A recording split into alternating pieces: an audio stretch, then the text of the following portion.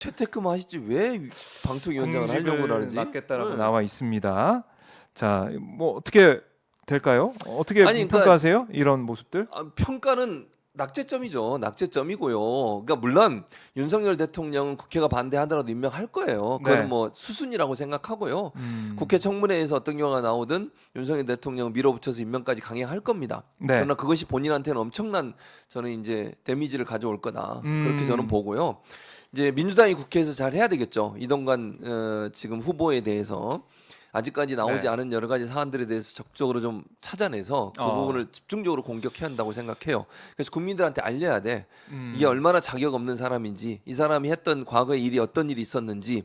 네. 재산 형성 과정도 저는 문제가 좀 있다고 생각해요. 그래요? 왜냐면 자, 뭐 모르겠어요. 말씀하신 것처럼 주식 투자를 너무 잘해가지고 돈을 뭐 그걸 배당금 5억을 받았어요? 그렇게 제가 들었는데. 배당금이 아니라 뭐예요? ELS 투자인가요? 네, 간접 투자해서? 투자 뭐 이런 걸로 해가지고 수익이 5억이 났다는 거죠. 수익이 많이 났다. 근데 투자 잘했다. 근데 일반적으로 사는 사람들이 그 정도 이익을 내기 좀 어렵잖아요. 뭐 10몇 억까지 그리고 한것 같은데. 또 예. 하나는 그게 있는 것 같던데 본인이 그 투자한 회사 중에 하나가 MB 때 만들어지고 MB 정부가 끝나고 없어진 회사가 그래요? 하나 있다는 걸 제가 언뜻 들은 것 같아요. 그것도 한번 확인이 필요한 것 같아요. 인사청문회 과정에서 네, 어떤 회사가 하나 해야 된다. 있는데 본인이 주식을 갖고 있는 회사 중에 하나가 MB 때 만들어졌고 네. MB 정부가 끝난 뒤에 이제 없어졌다고 제가 그렇게 기억이 나는데 어쨌든 그 회사에 대해서 좀 조사가 필요한 것 같아요. 네. 그러니까 어떤 그 회사의 주식을 어떻게 가지게 됐고 뭐 이런 일들이 있지 않습니까? 그런 부분. 재산 형성 과정도 그렇고 그다음에 아들 네. 학폭 문제. 관련된 문제. 그것도 그다음에 지금 한 명하고 합의해서 끝났다고 하는데 나머지 3명도 있잖아요 지금.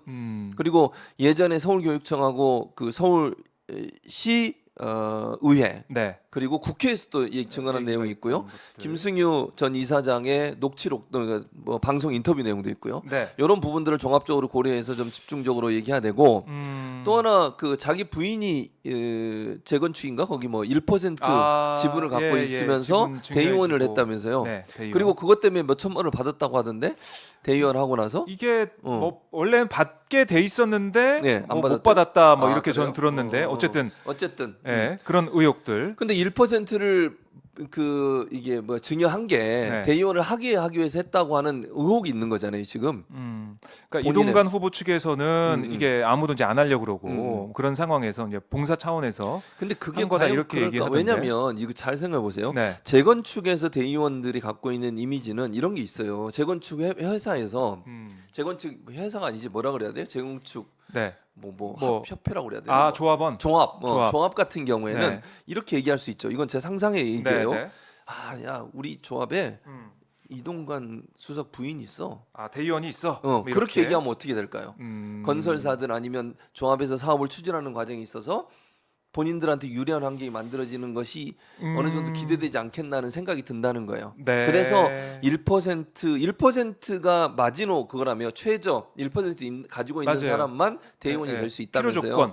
그래서 일부러 그렇게 하지 않나는 의혹이 생기는 거예요. 물론 이것도 조사를 해봐야 되겠지만 그걸 통해서 뭐 어떤 일이 있었는지 그렇죠. 궁금하다는 거죠.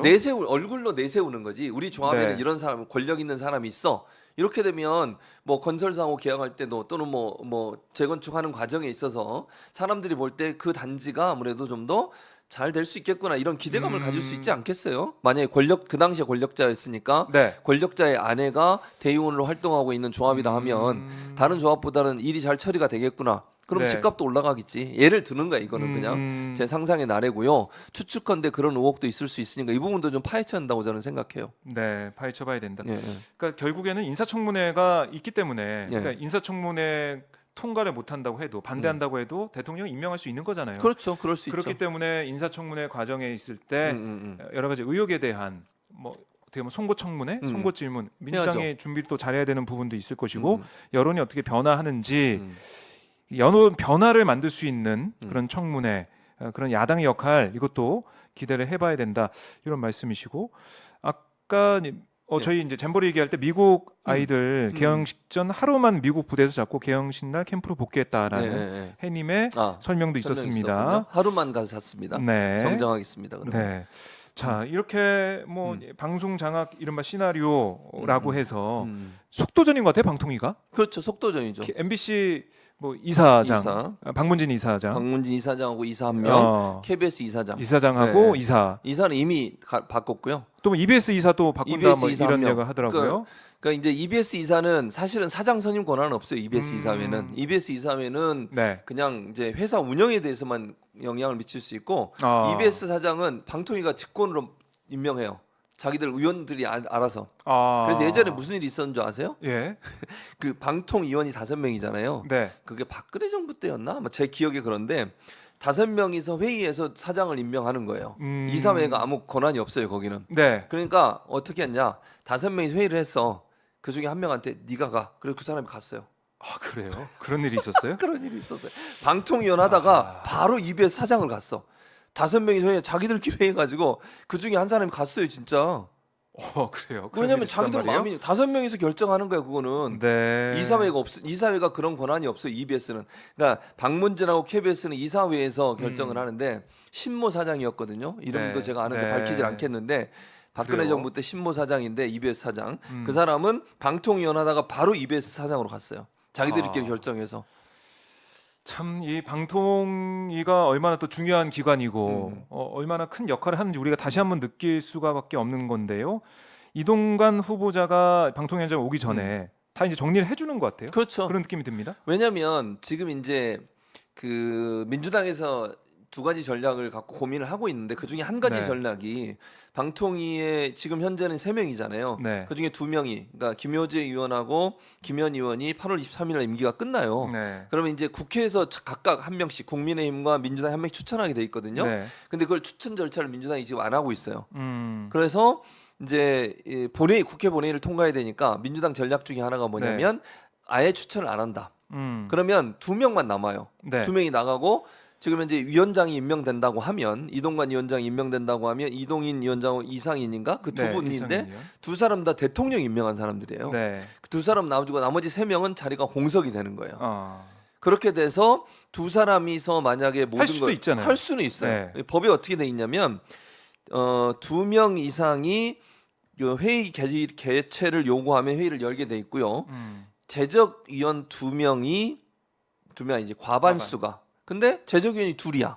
정원은 5명인데 3명이 임명이 안 되니까 제적이 2명이 된 거예요.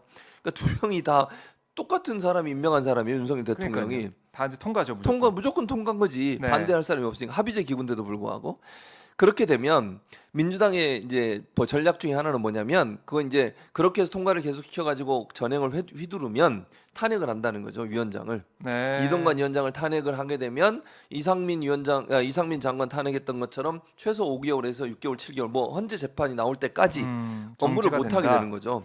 그러면 총선 전에 방통위원장이 업무를 못 하게 막을 수 있는 이제 방법이죠, 그게. 입법부가 할 수 있는 방법.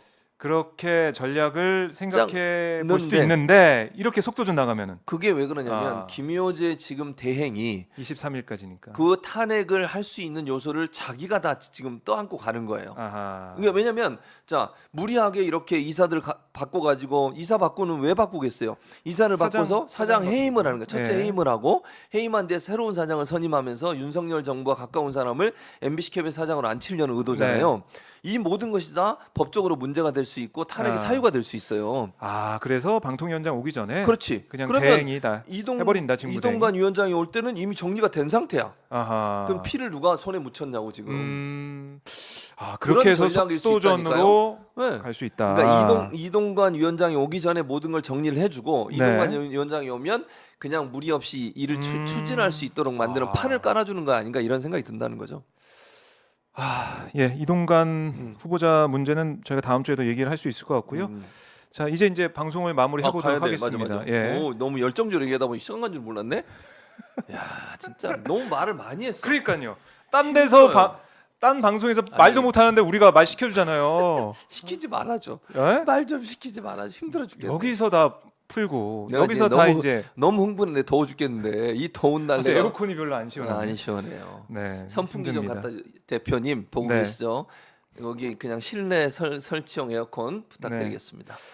명예 대표로서 말씀드립니다. 네, 제가 뭐 얘기할 게 너무 많기 때문에 시간이 좀 금방 지나가 버렸습니다. 그러면 나 또 해 한 일주일에 2번씩. 일주일에 2번씩 한 번 더 하실래요? 알겠습니다. 너무 좋아한다, 최진봉. 너무 좋아. 내일 또 올 겁니다. 내일도 보겠습니다. 자, 오늘 현안 방 기자 왜 정리 좀 해봤고요. 올해 사자성어는 하고 왕나비님께서 네. 각자도생이라는 각자 댓글도 도생. 달아주셨는데요. 맞습니다. 정말 어제 뭐 서현역 예, 맞아요. 진짜 사건도 그렇고 아니 이제 무서워서 어디를 돌아다니지 네. 못 하겠어요. 안전이 제일인데 윤석열 정부 들어서 가지고 안전을 좀 뭐 등한시하고 신경 안 쓰는 게 아니냐라는 얘기가 나오고 있는데 그런 기조 자체가 그런 분위기 자체가 사회 곳곳에도 스며드는 것 같아요. 맞습니다. 너무 걱정입니다. 각자 도생이라는 얘기를 하는 것 같은데 네, 여러분들 건강 관리 잘하시고요. 네. 또 안전에 유의하시면 고맙겠습니다. 스마일 연희님 네, 두 두 번에 다 원하고 계세요. 그래요. 시청자들이. 알겠습니다. 저희가 한번 준비를 네. 해보도록 예. 하겠습니다. 예. 끝으로 한 말씀 해주시죠. 저희 저는 뭐 힘든- 늘 예. 하는 말씀, 네. 그러니까 정말 힘들고 어려워도 버텨내야 됩니다. 저는 이렇게 생각해요. 끝까지 버티는 사람이 이긴다. 네. 뭐 물론 정말 화도 나고 이 더운 날 화나고 정말 그렇죠. 분노하고 희망이 없어 힘들죠. 보이는데요. 네. 근데 그 무력하게 되면 안 돼요. 끝까지 버텨야 됩니다. 버티는 사람이 이겨요. 버티는 사람이 이긴다. 네, 그리고 하나 더 네. 오마이 TV는 여러분의 사랑으로 커간다. 네. 늘 말씀드리고 제가 이제 오마이 TV의 직원 명예 직원으로서 한 사람으로서 말씀을 드리면 네. 제가 늘 말씀드리는 거 있잖아요. 정말 오늘도 보셨지만 여러 기사들 보면 국민들을 위해서 정말 진정한 보도를 하는 언론사가 어디냐 하는 부분 여러분이 판단할 수 있다고 저는 생각해요. 네. MBC, KBS도 흔들리고 있어요 지금. 그렇죠. 이렇게 해서 사장 바뀌게 되면 진행자들 다 바꿀 거고요. 그렇죠. 뭐 신장식 뭐 누구야 또 최경영 이런 사람들을 버틸 수 있겠습니까? 네. 오마이 TV는 그래도 살아 있고 오마이 뉴스는 살아 있을 수 있어요. 왜냐하면 정권의 영향을 받지 않기 때문이에요. 그래서 여러분이 지지해주고 여러분이 후원해주고 여러분이 함께해 주셔야 된다. 네. 그래야 이겨낼 수 있어요. 하하. 그러니까 이 땅에서 정말 저는 경향이나 한겨레도 열심히 하고 있긴 하지만 약간 좀 저는 때때로 좀 실망스러운 부분이 있다고 생각해요. 그래서 네. 제가 오마이 TV 출연해서가 아니라 진짜로 여러분이 보시면 오마이 뉴스만큼 정말 국민들 입장에 있어서 눈치 보지 않고 정권의 네. 눈치 보지 않고 어떤 압박과 억압에서도 끝까지 올바른 소리를 내려고 하는 그런 매체라고 저는 자신하고 자부합니다. 여러분들이 저 더 많이 응원해 주셔야 돼요. 그래야 네. 더 힘을 얻고 어떤 외압이 와도 견뎌낼 수 있다. 그 말을 꼭 드리고 싶습니다. 마지막 멘트가 제일 들을만 하네요. 이거 잘라가지고 또 광고할 거죠. 아닙니다. 자, 오늘 저희 오마이 TV 덕분에 말씀 많이 할 수 있게 된 최진봉 교수님 고생하셨고요. 예, 감사합니다. 네, 건강 관리 잘하시고 예. 다음 주에도 뵙도록 하겠습니다. 고맙습니다. 감사합니다. 네.